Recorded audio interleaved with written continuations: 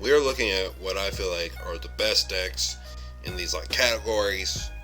We're just be aware during this crush card format. Hopefully everyone's going well. As we found out the other day or earlier this week that we won't be having Nats or Worlds, so that's. Hey, the good part is if you got your invite, now it rolls over to 2021. I wanted to go to, I really wanted to go to not Nats, but Worlds.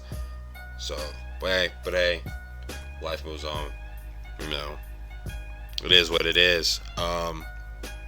So I divided this up into like 4 categories. We got combo, we got control, we got sleepers, got our best decks, and obviously you got your honorable mentions in there. I'm gonna talk about why these decks are good, what they're doing. Obviously, I'm gonna go over what I think the best deck is. So yeah, I don't think there's anything else I need to dive into here.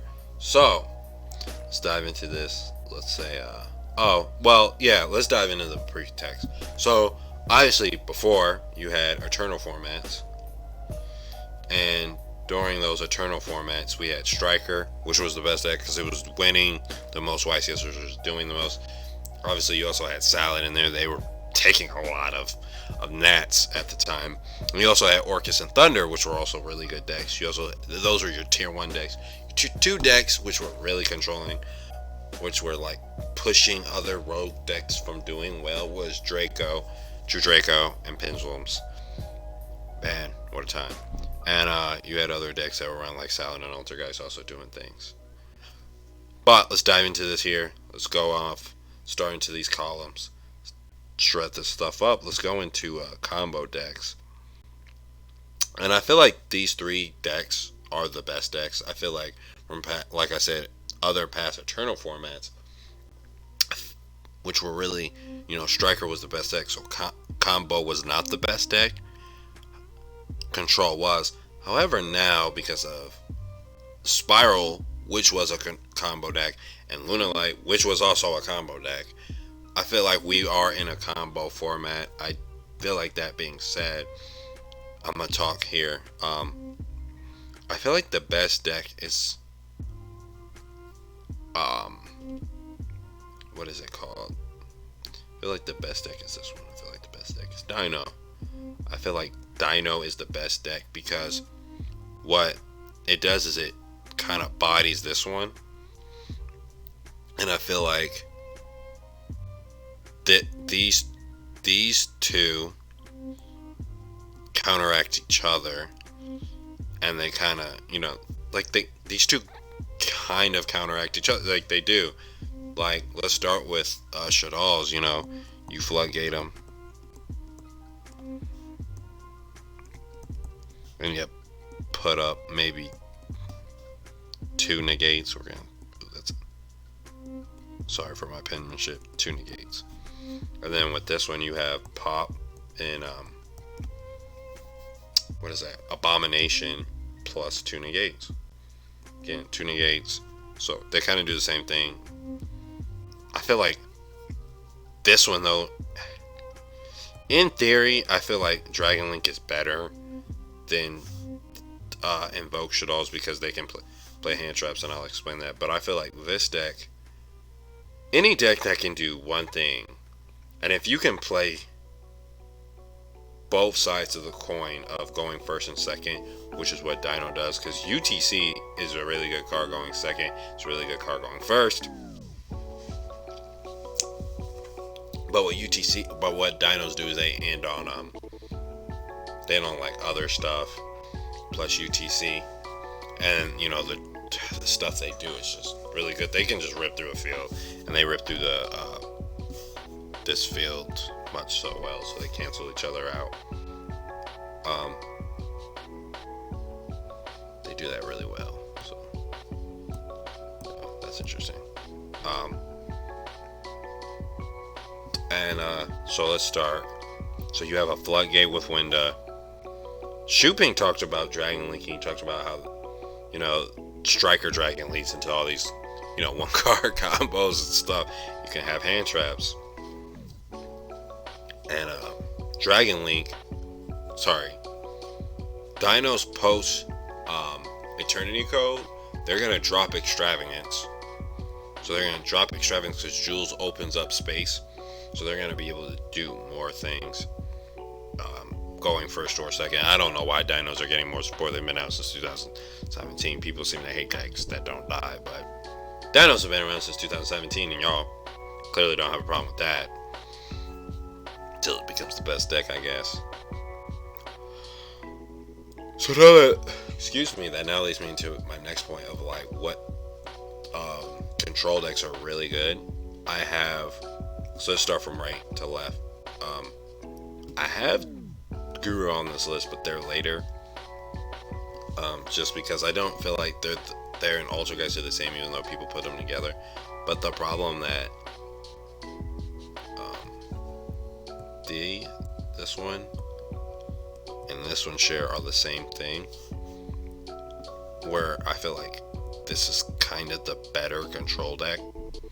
People consider Salad a control deck now because it kind of is, and where it's a control deck is it uses its Salad cards like Rage and Roar, and then a couple hand traps or whatever else they say, and this is really good.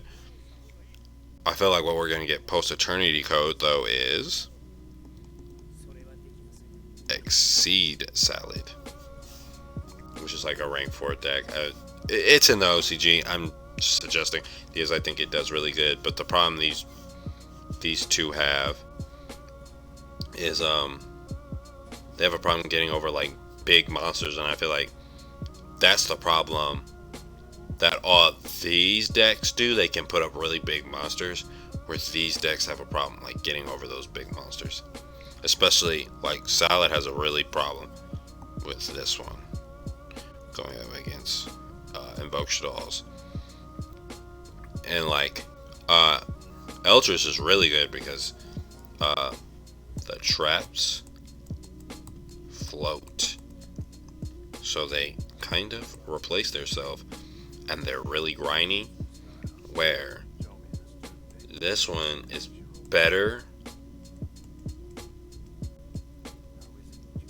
at control. And I feel like that's what makes these two decks really different and better. All these decks play like, let's do this. Like they can play like a bunch of techs and hand traps.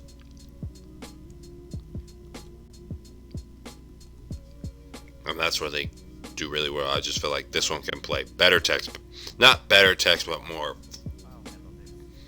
hand traps. They play the train engine to help them OTK and Eldritch, which is really good. Ultra-Geist doesn't have that problem. Salad, once Salad gets going, they do a really good job of keeping their resources and themselves going. So I think that's really good. I think Ultra-Geist is just fallen out of style because Pac was playing, the PPG winner, was playing Ultra-Geist when he won, and he switched over to Eldritch. So that, a lot of players are doing that. So I feel like they feel like Eldritch is the better deck. Excuse me, in theory. And it does more because it floats. That being said, out of Secret Slayers, let's go into the sleeper decks. Sorry. And that leads us to what are good. And I feel like these are the sleeper decks. I feel like this is one you really should be on the lookout for. I feel like this deck right here, out of Secret Slayers, has more potential because it has a better ceiling. It can do more. And when I feel like we get back to the competitive scene, this is the deck to beat. This is the deck out of Secret Slayers to beat. I think Eldritch and it are gonna swap spots where, like I said, this deck is like a Ritual Beast Light Swords combined. It just mills. It lets you stack your deck and do all this broken stuff and break boards and pop cards and all that kind of stuff, and it does that really well. And Pins is like built go first,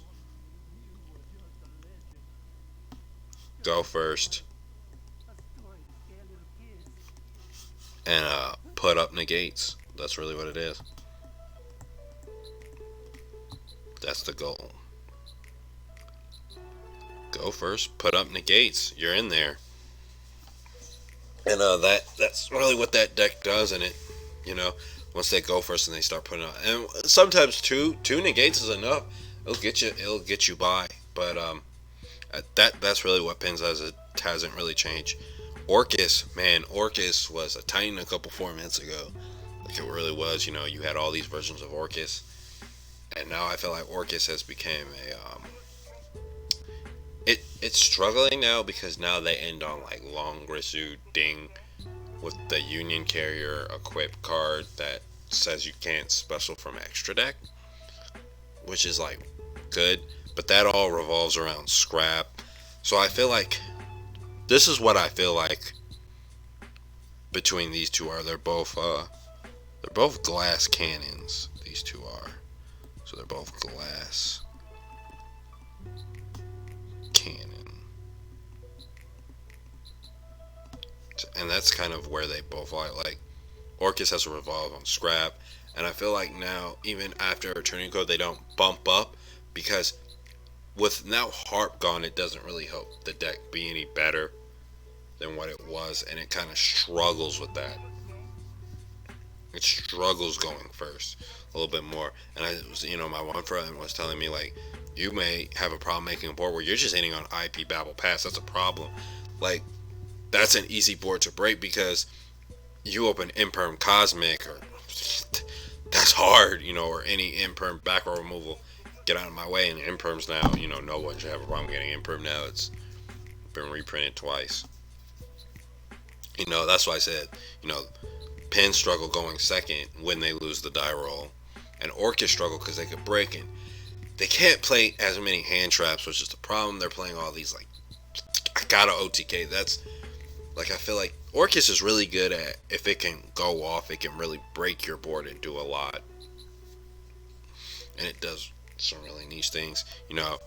You look over in the OCG, they're playing Mech Knights over there. And I'm going to do this later. I'm going to talk about the difference between the TCG and the OCG. What are the problems? We're going to look at that later on this week and discuss like why that is a really huge thing. I was a fan of Orcus. I thought it was really good. And yeah, like like the Orcus players are really trying not to let that die. But we'll see how it goes. Man. Grisu's a really good card for the deck. I still don't feel like it's enough. I feel like, if I said watch out of these three decks, I feel like this one is the one you got to be on the lookout for. That's the one with the most potential. I feel like that's the one it's gonna do a lot. Sorry, I'm like talking dry here. So I feel like other decks that are really good are that you need to just be on the lookout. Gym Knights, because they're going to use some of these cards from Inspirators, Infernoids, and Invoked, and Mech Knights, Invoked, anything like that. Yeah, man, just be on the lookout. Make sure those are my honorable mentions. Just be on the lookout for those. That now leads me into my last deck, the Old Titans, and the decks I feel like that are really good. All these decks have the same problem, which if they can't get started, they kind of struggle. They're kind of losing, kind of scoop them up, especially with Guru. Like if you don't see Guru in Guru, it's kind of weird because Guru, unlike Invoked, the problem that Guru has, it doesn't have like an Invoked. You need to see Alistair to go off, but the problem is you don't have a lot of ways to get there. And in Invoked, in Guru, it's kind of weird. So, yeah. And I feel like if you already had Guru, you only played it because you already had it. And like, I felt like Altergeist was better. I felt like we kind of got the stuff a little late to get its potential, but it did get played at Nats. I played it around that time. I think it was a really great deck.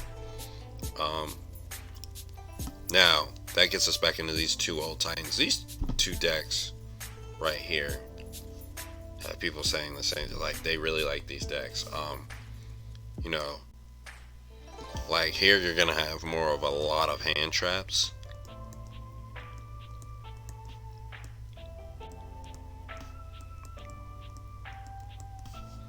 And then here you're going to have Striker's weird because what Striker does now is they do the same thing they've always done: is recycle, poke, recycle, poke, recycle, poke. So grind game. They're just gonna grind game, and that's fine. You know, that's what they do. That's what they're designed to do. They do what they do well is grind you out, try to get you down. You know, Mystic Mind stuff like that. But they struggle sometimes with that. You know, like I said, I think that's the problem with all these decks. They struggle to them. They they somewhat lose. They can lose to them to their lack of what was great consistency. Like these are all control decks. You know, Zoo took up. Zoo is definitely meta defying, and so is Striker at one point.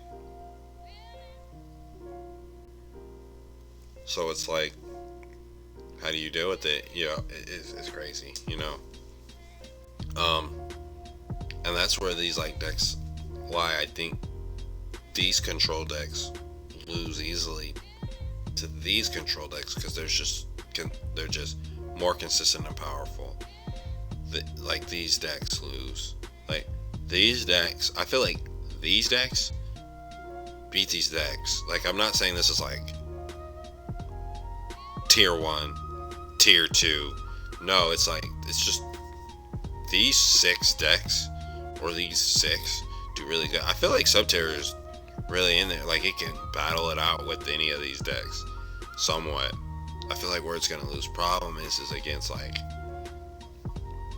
going going against these, because like some of these decks can just have so much, they can just go so fast, and these decks are extremely consistent. The same with this, like I think Eldritch and Eldritch Guru Era Altergeist do all those things, so they can do those really well.